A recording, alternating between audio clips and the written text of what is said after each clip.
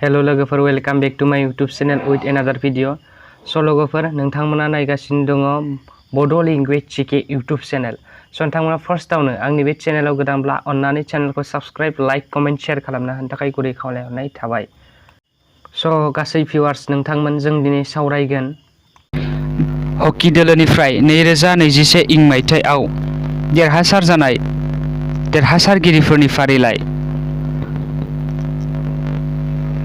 हरमनप्रीत सिंह, रुपिंदर पाल सिंह, सुरेंद्र सिंह, अमित रोहिदास, वीरेंद्र लाक्रा, हार्दिक सिंह, विवेक सागर प्रसाद, नीलकांत शर्मा, सुमित शमशेर सिंह, दिलप्रीत सिंह, गुरजन सिंह, ललित कुमार उपाध्याय आरो मनदीप सिंह।